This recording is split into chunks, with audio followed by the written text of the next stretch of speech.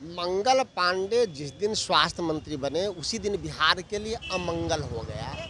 तो भारतीय जनता पार्टी को शिक्षा का अभाव है, जिसका नेता कभी स्कूल नहीं देखा, कभी कॉलेज नहीं देखा, फर्जी डिग्री कर रहा है, तो उसके विधायक इससे अधिक बोल भी क्या सकता है? तो उनसे पूछिए ना। बिहार में मौत के आंकड़े का खेल जो है वो फिर से शुरू हो गया है। आपको बता दें कि कल जो आंकड़े आए हैं 5000 से बढ़कर 9300 पर चले गए हैं। स्वास्थ्य मंत्री मंगल पांडे का बयान जो आया है, उन्होंने कहा है कि हम लोग काम कर रहे हैं और ये जो आंकड़े आए हैं वो अलग अलग जगहों से निकल कर आए हैं। इसके पहले ये आंकड़े नहीं आए थे।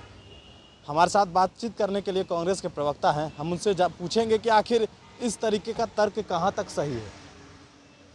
मंगल पांडे जिस दिन स्वास्थ्य मंत्री बने उसी दिन बिहार के लिए अमंगल हो गया। अनेक राज्यों में और बिहार में भी घोटाला हम लोग सुने थे। सृजन घोटाला, बस स्टैंड घोटाला, शौचालय घोटाला, रोड घोटाला, अलकतरा घोटाला। प्रधानमंत्री जी तो बिहार में भी आगे कहे थे मुख्यमंत्री जी 55 घोटाला किए थे। सभी विभागों में घोटाला हो चुका है, लेकिन लाश का घोटाला ये बिहार में भी पहली बार हो रहा है कि अब यह सरकार लाशों के घोटाला कर रही है। आज तक इस सरकार के पास ये आंकड़े नहीं है कि कोरोना काल में उनके राज्यवासी कितने की जाने गई। लाशों के आंकड़े क्यों नहीं स्पष्ट हो रहा है, जबकि कोरोना काल में हम सब जानते हैं कि बिहार का श्मशान, बिहार का कब्रिस्तान छोटा पड़ गया। नदियों में लाशें तैर रही थी। कोई गांव ऐसा नहीं है जहां लोग नहीं मरे हों, कई गांव है जहां दर्जनों लोग मर गए। आखिर सरकार आंकड़ा क्यों छुपाना चाहती है? मुझे लगता है कि सरकार दुनिया में जगहसाई न हो, मुआवजा न देना पड़े, इसलिए सरकार लाश के आंकड़ों का खेल कर रही है। मैं सरकार से आग्रह करता हूं कि आप लाशों का घोटाला छोड़िए, मरने के बाद भी कम से कम उनको गति मिले, इसलिए आप सही सूची और सार्वजनिक कीजिए। वो कह रहे हैं कि हम लोग ज़्यादा से ज़्यादा लोगों की मदद करना चाहते हैं, ज़्यादा से ज़्यादा जो लोग मरे हैं उनकी मदद करना चाहते हैं।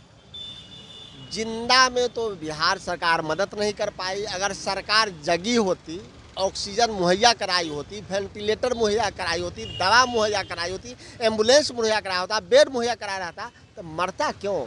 सरकार के लापरवाहियों का देन है कि इतने लोगों की जाने गई। और जिनकी जाने गई उसका सूची भी सरकार के पास नहीं है। ये कितना दुर्भाग्य है बिहार का। ये नीतीश कुमार जी का 16 साल के सुशासन काल और मंगल पांडे के द्वारा दिया हुआ अमंगल दिन है। एक तरफ कोरोना काल चल रहा है, लगातार मौत के आंकड़ों का खेल हो रहा है, लेकिन दूसरी तरफ बीजेपी के विधायक सवाल खड़ा कर रहे हैं और कह रहे हैं कि जितने भी मदरसा उनको बंद करनी चाहिए जहां बम ब्लास्ट हुआ उसको लेकर।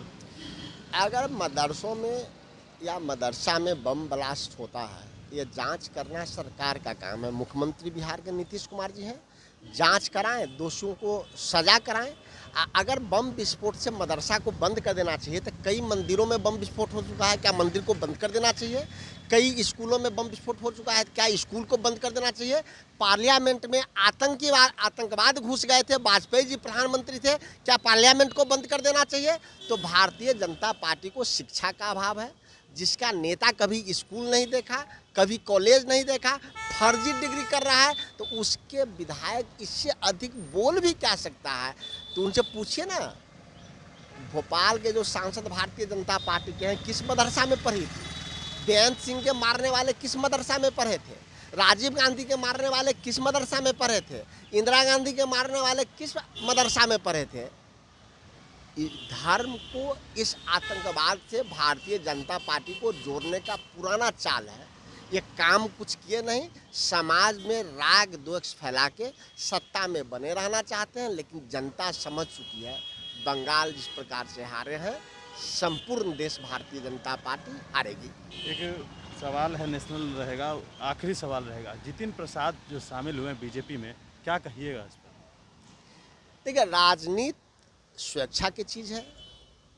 उनके पिताजी भी कांग्रेस पार्टी में रह के भी कांग्रेस पार्टी के साथ गद्दारी किए थे। जतिन प्रसाद सोनिया गांधी जी के खिलाफ चुनाव लड़े थे अध्यक्ष का, तब भी सोनिया गांधी जी ने उनके पिताजी को भी कांग्रेस पार्टी में उपाध्यक्ष का दर्जा दिया था।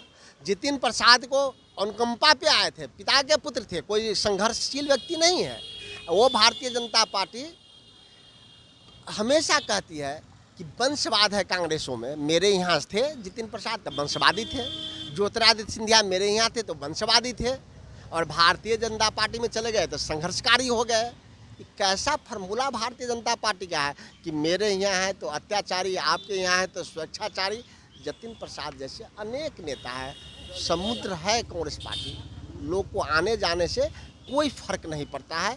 कांग्रेस का जो नीति और सिद्धांत बापू का, नेहरू का, इंदिरा का, राजीव का, उसको राहुल गांधी आगे बढ़ा रहे हैं। हम सब मिलकर उनकी नीतियों को आगे बढ़ाते रहेंगे। तो ये थे हमारे साथ कांग्रेस के प्रवक्ता राजेश राठौड़, जिन्होंने बताया कि किस तरीके से बिहार के जो आंकड़े का जो खेल हो रहा है, जो लाशों का आंकड़े का जो खेल हो रहा है। साथ ही साथ एक सवाल जितिन प्रसाद को लेकर हमने किया, जो कल बीजेपी में शामिल हुए। आपने सुना, और भी अपडेट्स देंगे बड़े न्यूज़ फाउंडेशन के साथ। नमस्कार।